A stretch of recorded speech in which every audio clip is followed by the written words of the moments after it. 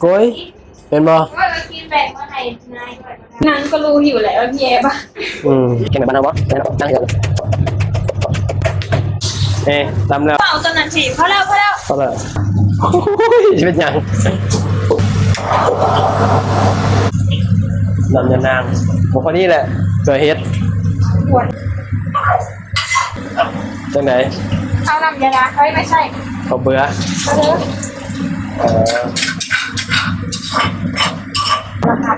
เฮ็ดรวมแกงเฮ็ดเฮาใกล้สิได้กินแล้วสบายดีพ่อแม่พี่น้องสวัสดีพ่อแม่พี่น้องทางฝั่งไทยนะครับผมมื้อนี้เฮาก็สิกินหยังก็กินแกงเฮ็ดพี่น้องมื้อนี้สิกินแกงเฮ็ดนี่เอาเงินให้นางได้งบ200มาเฮาสิได้หยังแม่มื้อนี้งบ200 บาทไปซื้อไอ้แกงเฮ็ดแล้วก็ข้าวเหนียวโอ้ยมันสิหลายคนเหลือทุกคนโอ้มีแต่คนมีเงินแท้นี่สิกินแกงเฮ็ดปะไปตลาดกันบัดนี้มะเขือได้มาแล้วครับจากที่มาตลาดนี่มานี่ยังเนี่ยแกงเฮ็ดเฮามื้อนี้แกงเฮ็ดรวมเฮ็ดอีหยังกับยังนี่ขาไก่เยอรมันไม่ใช่ไก่ต้มน้ำปลา มีเห็ดหูหนูเห็ดกระตุนนี่น้ำดีท็อกน้ำยานางเห็ดกระตุนผักขาสะอมใบแมงลักใบตูโอ้ยเฮียใบนางตูเก็บได้น่ะแพงกับมีเห็ดนี่เห็ดรวมพี่น้องวันนี้เขาก็แกงเห็ดกินจิ้มอันนี้แซ่บอันนี้บวบยังนี่บวบเหลี่ยมวะบวบเหลี่ยมนี่บวบเหลี่ยมพี่น้อง10 บาทเบิดไปเท่าไหร่200ทั้งหมดเขาว่าเหลือมา200 กว่าบาทแก้วให้จอนไปซื้อจอนเคลียร์ร้อยหนึ่งถ้าเอาไปซื้ออันนี้ปะยังได้หมดซื้อยัง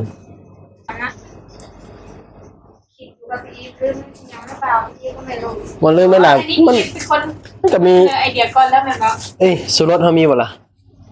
เรามีอยู่เหลืออยู่ประมาณก็มีน้ำยานางแล้วก็มาเขาเบื่อมายังอ๋อนี่เลยหนูไปซื้อมาเมื่อวานเห็นหมดแล้วซื้อยังครบเลยล่ะความคิดดีมีเห็ดหูหนูไปซื้อหูน้ำยานาง70 บาทคือหายดังเลยบางครั้งก็ขับลงในจักรยานวันนี้ก็ขายของเงียบยังกินนี่ว่าแกงเห็ดต่อเพิ่มเติมคือเอาสะอมมา2สะอมใส่2 อันบ่ผักนางตูหอมแล้วค่ะนี่ผักอะไรนะแมงลักบ่มีบ่มังหงสุกอ่ะไปแมงลักอันนี้บ่มีในมันบ่นี่สิไปหวานนี่นะมั้งนี่อันนี้เราเป็นแก่ไปหวานได้บ่ได้ลองเบิ่งมันบ่แก่บ่มันแก่บ่นี่ลองเบิ่งลองมันอย่าหายดอกโอ้โหมันจะนอนอย่างนี้จะไปกินกันที่นี่ในมันบ่นี่ยิ้มถามขี้ชิมกับโบหูเลยเอาขี้โบหูบ่ก็จะเป็นมันเป็นดอกนะมันเป็นดอกคือโบหูอะไรอันนี้ครับป้าเสียวในไปหวานขางคลองย่างผ่านคลองถุงมือเนาะเพื่อมันขึ้นมาเต็มอยู่ก้อยทำสิกินบานนี่ก้อยเป็นบ่ก้อยมากินแบ่งมาให้นายด้วยนางก็รู้อยู่แหละว่าพี่แอบได้วัตถุดิบเท่าไรบ้านนี่มีเห็ดผักนางตูกับเด็ดแล้วนี่นางตูกับสะอมรวมกันบวบเหลี่ยมข้างหม้อกันเอาหม้อน้อยหรือหม้อใหญ่หม้อใหญ่เอาเปล่าตอนนั้นสิพอแล้วเป็นยังน้ำยานางพอดีแหละเกลือเฮ็ดขวดนี้2 ขวดใส่2 ขวดเลยข้างน้ำยานางเลยเขาก็จะมาตำข้าวเบื่อมาเนี่ยใส่เพชรบ่ใส่หลายเพชรหลายแล้วนี่พอบ่เพชรพอบ่เลยตำข้าวเบื่อกันบ้างทำข้าวเบื่อแล้วข้าวเบื่อลงแกงแบบลาวๆใส่ข้าวเบื่อพี่น้องแกงแบบบ้านเราบ่นั่งเห็น ตำแล้วเลยเอามาใส่หม้อบานเดือดเลยได้นะเอ้ย เบาลง ใส่หมูพี่น้องกินเรื่อยๆนะนางนี่พากินไปเรื่อยแต่หมูสามสั้นตัวนี่กระดิบเผาแกงหน่อไม้กับหมูยังหลายมีไอ้เกลือปลาร้ามีพระเอกสุรสขาดบ่ได้ตัวนี้ขาดนี่ใจขาดเลย ผ่านซ้าย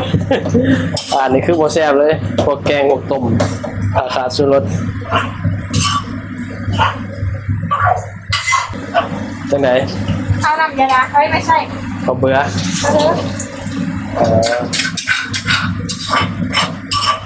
อายุ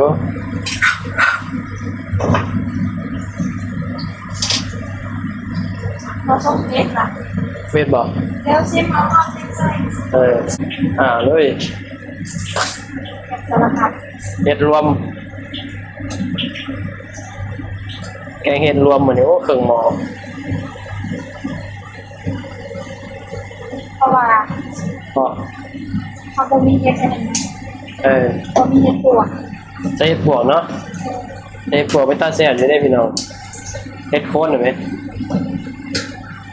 สาลาวเอิ้นเห็ดปวก แม่เป็นน้องมีนอนเลย แม่บุญรับ ไปเยอะไปหอดเลย กันจิ้มไก่แล้วนะจิ้มไก่แม่บ้านน้อมแล้วนะอันนี้แม่บุญรับโอเคแกงเห็ดใส่น้ำจิ้มไก่ เบิ่งสุดไม่หลายโหดไงโอ้เบิ่งเสือหลายโหดเสือเนี่ย พ่อจะบอลปลา เพราะในหัวฉันมี ปลาแม่ยังก็แม่บ้านน้อม แม่เป็นน้อง แม่บุญรับ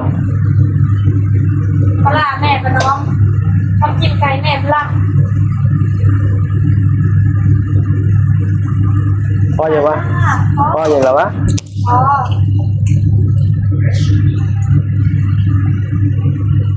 นี่แหละข้อดีของการเป็นคนเตี้ย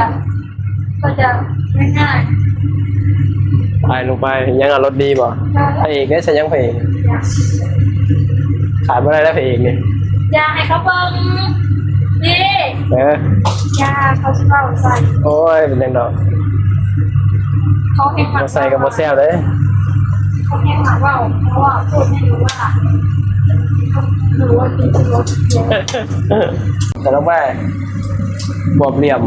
ทำบวบนะซุกไว้ได้บวบบ้านเฮาอ่ะจะพักบ่เนี่ยแกงเห็ดเฮาใกล้จะได้กินแล้วนี่แหละเหตุผลที่คนแบบว่าบ่อยากเฮ็ดกับข้าวกินเองต้องใช้เวลา ยังฟัง กว่าเศษหันเห็ดนี่โน่นนี่นั่นส่วนไรก็จะเอาแต่ซื้อกินเองให้นี่คนในเมืองซื้อกินเองแบบมันง่ายดีนะไม่ต้องมานั่งแบบเฮ็ดกับข้าวแต่บางคนเขาจะเอากระหมากเฮ็ดกับข้าวเด้แต่บางคนก็ น้ำหนูบอกหนูหนีหนูเสือเอาดีกว่า แต่บางคนก็จะเอาบ่มักบ่ใช่นะแต่บางคนก็ซื้อกินง่ายดี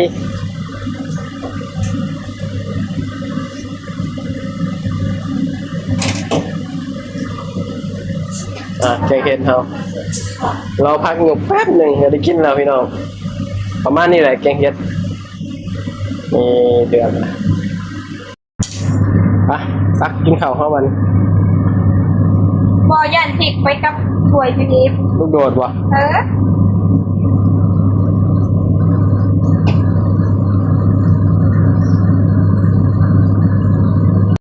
ได้เวลากินข้าวแล้วพี่น้องวันนี้ในกับข้าวเฮาอันนี้ไก่ต้มน้ำปลา เอาอะไรนะ จานหรือใส่นี่เลยก็ได้โอเค